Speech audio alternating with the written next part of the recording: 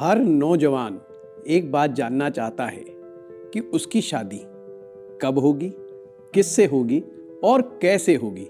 जब प्रश्न उठता है कैसे होगी का मायने है अरेंज मैरिज होगी या लव मैरिज होगी, ये लड़का हो या लड़की हो, ये प्रश्न दोनों के ही मन में होता ही होता है। मित्रों, आज का ये वीडियो इसी बात पर है कि हम जन्म पत्रिका देखकर कैसे बताएं या कैसे समझें कि हमारे बच्चों की कुंडली में अरेंज मैरिज का योग है या लव मैरिज का योग है। 25 वर्षों के अनुभव के साथ 2026 में मैं आ रहा हूं आपको पूरा 1 साल का कोर्स सिखाने के लिए। जी हां, ज्योतिष सीखना है तो तुरंत कॉल करें।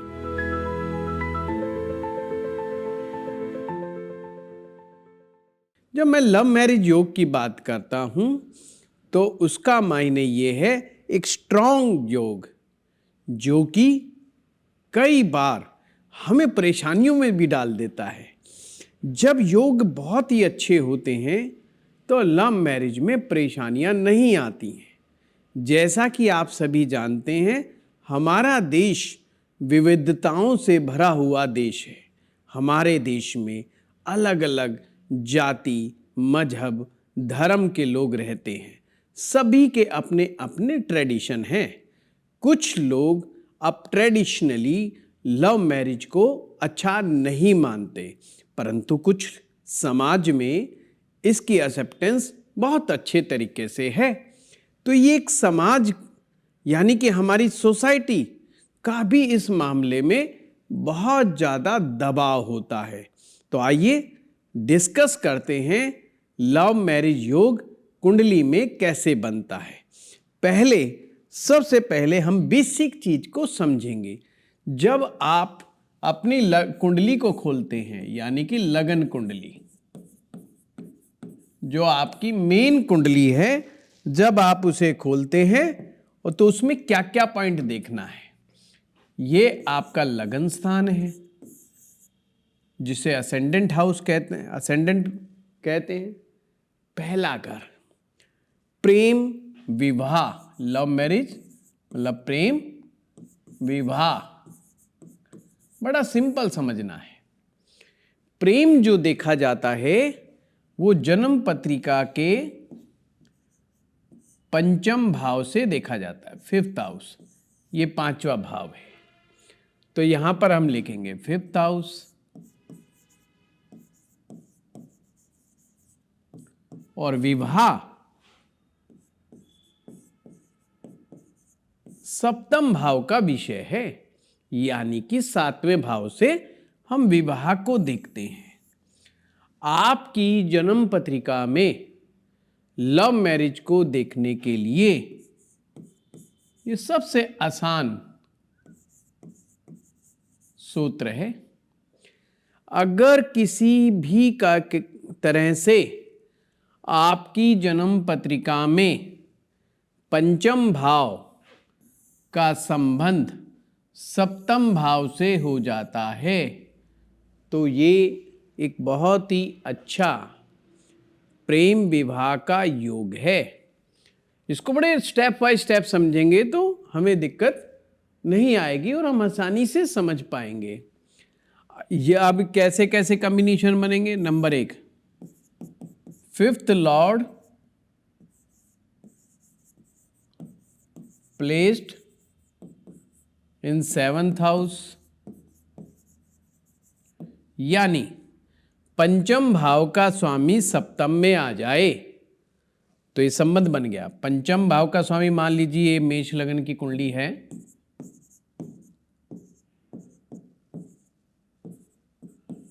तो हम कैसे देखेंगे।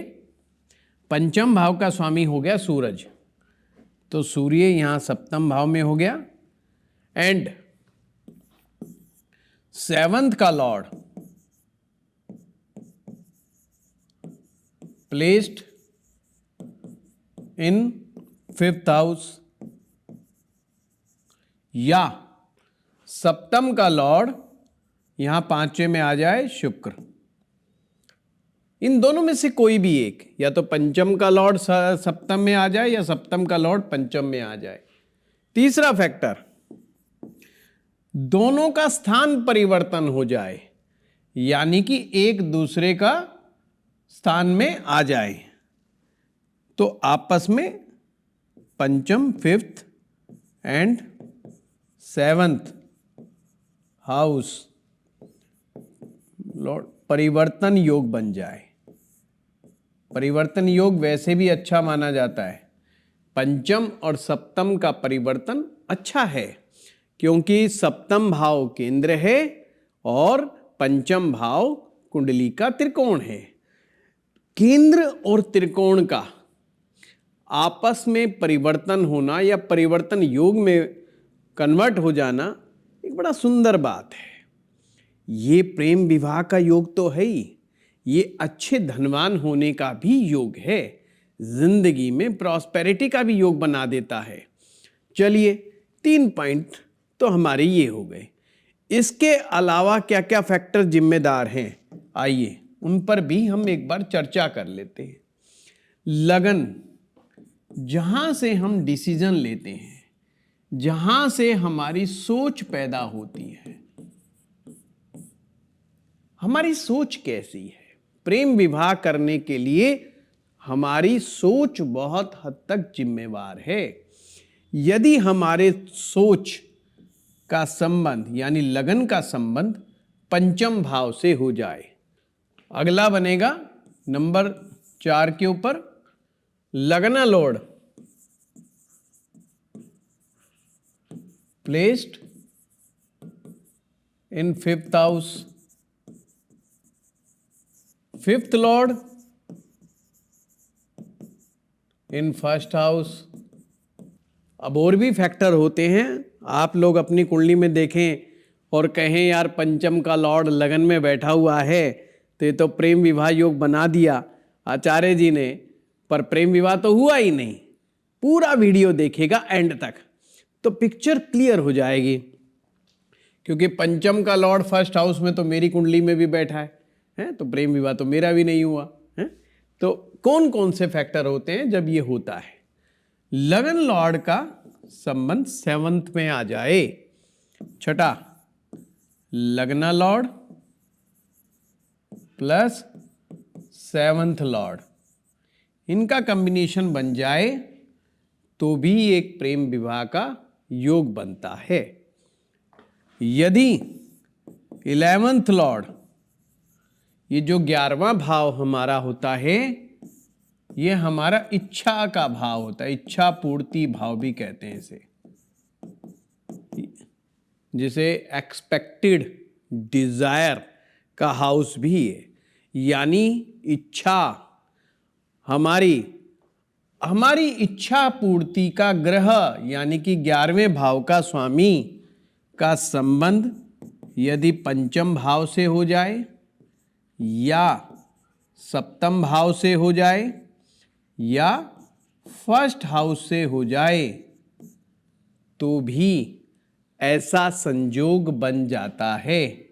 यानी कि 11th का लॉर्ड पंचम से और सप्तम के साथ संबंध बना ले तो ये योग बनता है। दूसरा 5th Lord 7th Lord placed in केंद्र और ट्राइंस मैंने त्रिकोण। यदि पंचम का लॉर्ड सप्तम का लॉर्ड दोनों मिलके केंद्र में आ जाएं, केंद्र का मतलब 1, 4, 7 और 10, और ट्राइंस या लगन पंचम नवम में आ जाएं, ट्राइंस का मतलब 1st 5 9, तो भी ये सुंदर योग बन जाता है। और क्या क्या कॉम्बिनेशन हो सकते हैं? और कॉम्बिनेशन बनता है ग्रहों के द्वारा, इसको अब हमें देखना है। प्रेम का जो ग्रह माना जाता है वो है शुक्र। शुक्र ग्रह रेस्पॉन्सिबल होता है प्रेम के लिए, रोमांस के लिए। अगर व्यक्ति का शुक्र बलवान है, पुरुष हो या स्त्री हो, अगर शुक्र बली है, बलवान हो, तो उसके चांसेस बन जाते हैं प्रेम विवाह करने के। क्योंकि शुक्र जाति पाति धर्म इन सब चीज में बहुत ज्यादा बिलीव नहीं करता, ना ही ऊंच नीच अमीरी और गरीबी का ख्याल रखता है। क्योंकि शुक्र को सौंदर्य बहुत पसंद है। सौंदर्य, माधुर्य, सुंदरता का प्रतीक स्वयं शुक्र है। क्वालिटी पसंद होता है। अगर शुक्र को एक मान लो एक शुक्र लड़का है जिसका शुक्र अच्छा है, अगर उसको कोई लड़की बहुत पसंद आती है, पसंदीदा से, चाहे वो सुंदरता को लेकर के हो या उसके व्यवहार को लेकर के हो सकता है वो ये ना विचार करे कि लड़की किस जाति पाति की है। और प्रेम विवाह में तो अक्सर जाति मजहब देखा ही नहीं जाता है। तो शुक्र का बहुत बड़ा रोल होता है प्रेम विवाह में। दूसरा ग्रह जो खास रोल निभाता है प्रेम विवाह में, वो उसका नाम है राहु। राहु एक ऐसा ग्रह है जो अपने परिवार के ट्रेडिशंस को, अपने परिवार की परंपराओं को, मान्यताओं को तोड़ करके आगे स्टेप ले सकता है। राहु को विदेशी ग्रह भी कहा जाता है, यानी जो हमारी संस्कृति से भिन्न है, हमारे संस्कृति से अलग है, वह राहु सीमाओं के पार कर देने वाला, सीमाओं से पार ले जाने वाला, ये है राहु। अगर राहु का संबंध, यहां फिर से लिख दूं, प्रेम है और ये विवाह है। राहु का संबंध अगर पंचम भाव से हो जाए या सप्तम भाव से हो जाए, अब ये सिर्फ सारे चांसेस हैं, ऐसा नहीं मैं जितने भी कॉम्बिनेशन बता रहा हूं वो सब दिखाते हैं हाँ ऐसा चांस है। पर प्रेम विवाह योग भंग होने के भी बहुत सारे कॉम्बिनेशंस होते हैं। तो कई बार लव मैरिज के ये कॉम्बिनेशन बने होते हैं, पर जो उसको भंग करने वाला कोई भी फैक्टर अगर कुंडली में मौजूद है तो उसको खराब कर सकता है। प्रेम तो करवा देगा, पर प्रेम विवाह कराने की हिम्मत उस कॉम्बिनेशन में नहीं होती है। तो राहु का संबंध, अगर राहु का संबंध फिफ्थ लॉर्ड या सेवंथ लॉर्ड से हो जाए तो भी ये चांसेस बन जाते हैं। अब हमारे तमाम चांसेस बन गए, हमने ग्रह को भी समझ लिया, पर एक ग्रह जो बहुत बहुत इंपॉर्टेंट है और जिसको अक्सर हम मिस कर देते हैं जब भी हम विवाह की बात करते हैं, वो है मंगल। लगाना झटका। प्रेम विवाह में खास करके मंगल का रोल बहुत महत्वपूर्ण है। मंगल साहस का प्रतीक है, मंगल फाइट्स का प्रतीक है। मंगल कभी किसी से दबता नहीं है, योद्धा है, फाइट करना जानता है। और हम जैसा सभी लोग जानते हैं, खास करके भारतीय समाज में जब भी कोई लड़का या लड़की प्रेम विवाह की बात को करता है, उसको विरोधाभास का सामना करना पड़ता है। हाँ, वो बात अलग है, कुछ परिवारों में बहुत कम, कुछ परिवारों में बहुत ज़्यादा। ये वेरी करता रहता है उनकी सोसाइटी के अनुसार। इसीलिए तो ज्योतिष में देश, काल और पात्र, ये तीन चीज़ें बड़ी इंपॉर्टेंट है। अगर आज से 25-30 साल पहले प्रेम विवाह की कोई बात करता या 40 साल पहले कोई प्रेम विवाह की बात करता तो अपने आप में वो एक खबर होती थी, अपने आप में एक क्या कहते इवेंट हो जाता था। परिवार में तो जैसे मायूसी छा जाती थी, जैसे कोई डेथ हो गई हो। मतलब लोग शोक मातम टाइप मनाने लग जाते थे कि भाई ये क्या हो गया, ये हमारा बच्चा कहाँ भटक गया है। पर आज की सोसाइटी में बहुत ज़्यादा चेंज है और चेंज होना भी चाहिए, क्यों ना हो। बच्चों को भी समझने की हम माता पिता को प्रयास करना चाहिए। अगर उनकी जन्म पत्रिका में प्रेम विवाह योग बन रहा है, मेरा अपना मानना ये है ये कार्मिक सिचुएशन है। ऐसे में आप लोग सपोर्ट करो बजाय उसका विरोध करने के। खैर, बात चल रही थी मंगल की। ये है तुरप का इक्का। अगर तमाम कॉम्बिनेशंस के बावजूद अगर आपका ये ग्रह पिट जाता है, मंगल ग्रह कमजोर हो जाता है, सारे प्लान धरे धराए रह जाएंगे, सारे मंसूबों पर पानी फिर जाएगा। क्योंकि प्रेम विवाह करने के लिए खास करके उन परिवारों में जहां पर बहुत ज्यादा विरोध होने की संभावना है, वहां पर ये मंगल ग्रह ही आपका साथ देगा। जिस व्यक्ति में, जिस पुरुष में या स्त्री में साहस की कमी है, वो ऐसा स्टेप नहीं निभाएंगे, नहीं उठाएंगे। क्योंकि परिवार के अगेंस्ट जाने के लिए जिस साहस की जरूरत होती है वो मंगल देता है, पर उसमें राहु की इन्वॉल्वमेंट बहुत जरूरी है, ध्यान रखना। क्योंकि ज्योतिष ये मानता है कि परिवार की परंपराओं के खिलाफ नहीं जाना चाहिए, परंतु अगर कोई कार्मिक सिचुएशन बनी हुई है तो फिर हमें ज्यादा विरोध करने की आवश्यकता नहीं है। परंतु अगर मंगल आपका कमजोर है तो मामला गड़बड़। अगर मंगल बली है, बलवान है, वेल प्लेस्ड है, तो इसने जो सोचा है वो कर देगा।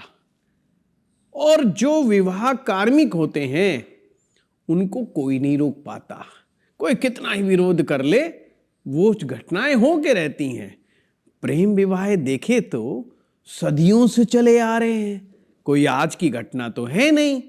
ऐसा नहीं है कि हमने कहा 40-50 साल पहले ऐसा नहीं होता। हाँ, होता कम था, पर ये ऐसा नहीं कह सकते थे बिल्कुल ही नहीं होता। तो प्रेम विवाह सदियों से चला आया है। और मेरा तो ये मानना है विवाह में प्रेम होना ज़्यादा महत्वपूर्ण है प्रेम विवाह के। जी हाँ, ये बड़ा बात समझना। विवाह करने के दो ही तरीके हैं।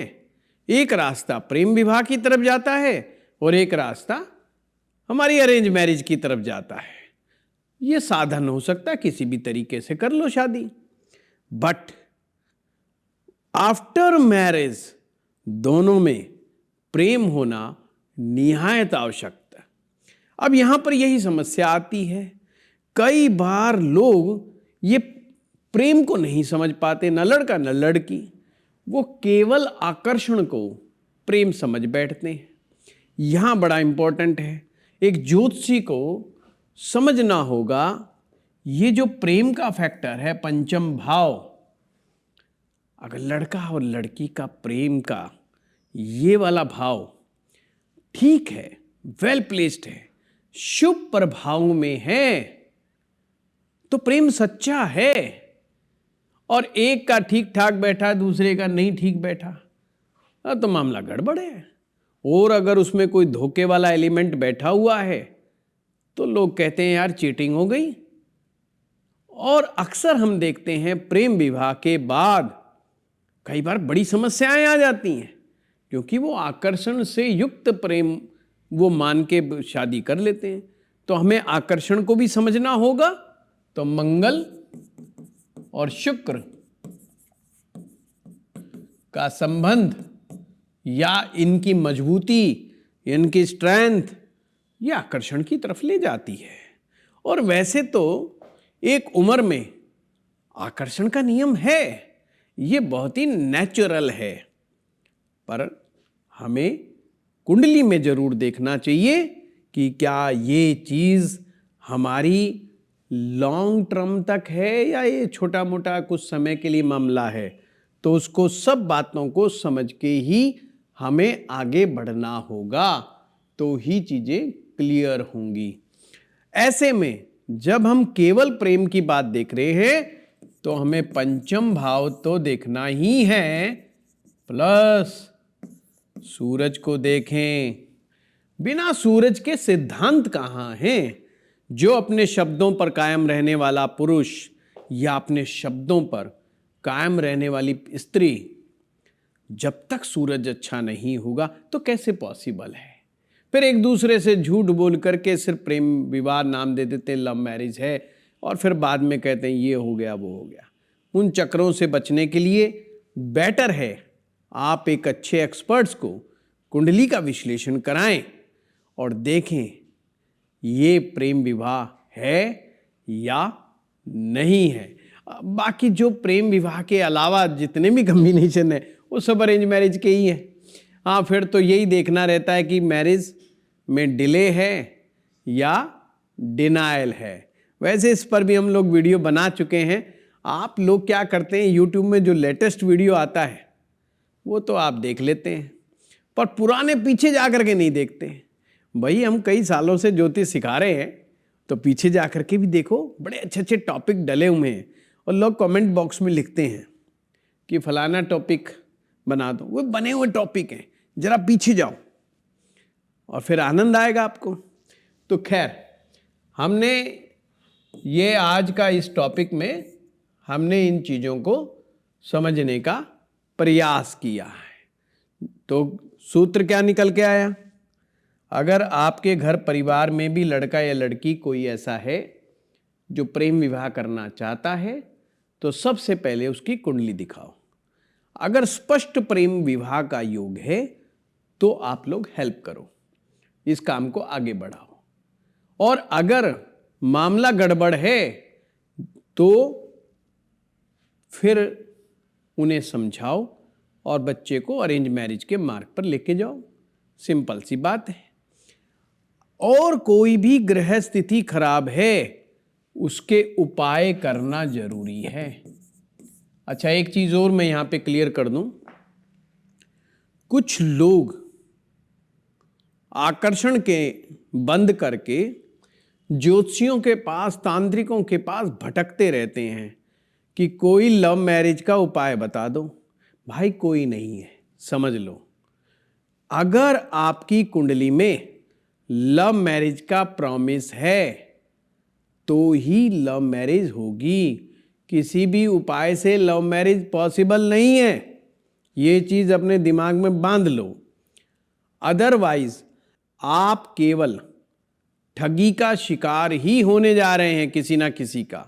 अगर कोई ज्योतिषी या कोई टोटका बताने वाला कोई ऐसे रील्स देख के आपको लगता है कि यार ये प्रेम विवाह के ये उपाय कर लो, नहीं।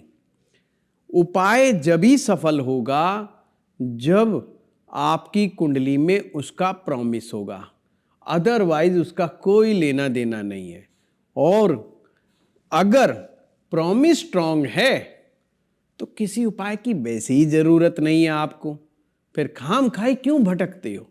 हमारे ऑफिस में पता नहीं कितने फ़ोन डेली आते हैं, नौजवान बच्चे, लड़के लड़कियां मैसेज करते हैं कि जी कोई उपाय बता दो लव मैरिज का। भाई इसका कोई उपाय नहीं है, ये समझ लो बात। हाँ, ये आपकी कुंडली में देखना है कॉम्बिनेशन है या नहीं है। दूसरी बात, अब उसको पुख्ता करना है। जो आपने D1 में देखा उसे D9 में पुख्ता करो, मतलब चेक इट इन D9। नवमांश कुंडली में जाके देखो कि ये पंचम यानी प्रेम और विवाह यानी 7th, अब कहां के? नवमांश कुंडली का पंचम और सप्तम। अगर पंचम और सप्तम का कॉम्बिनेशन, कोई कनेक्शन बन रहा है D9 चार्ट में, तो मामला सीमेंटेड हो गया। और जो कॉम्बिनेशन D1 में लिखवाए हैं आपको, अगर वो कॉम्बिनेशन D9 में भी उसी तरह से कुछ मिलते जुलते मिल जाते हैं तो मामला बहुत स्ट्रांग है। तो लव मैरिज का योग बड़ा स्ट्रांग है ना? कितना क्रिस्टल क्लियर, बहुत आसान है। हाँ, आप क्या देख रहे हैं? आप भी अपनी जन्म पत्रिका में देख लो। हाँ, वही देखना जिनकी विवाह नहीं हुआ अभी, कहीं शादीशुदा भी देखने लग जाए। अब कुछ नहीं होने जाना, आपकी हो गई शादी है। चलिए कमेंट बॉक्स में लिख के बताएं कि ये वीडियो कैसा लगा आपको। धन्यवाद।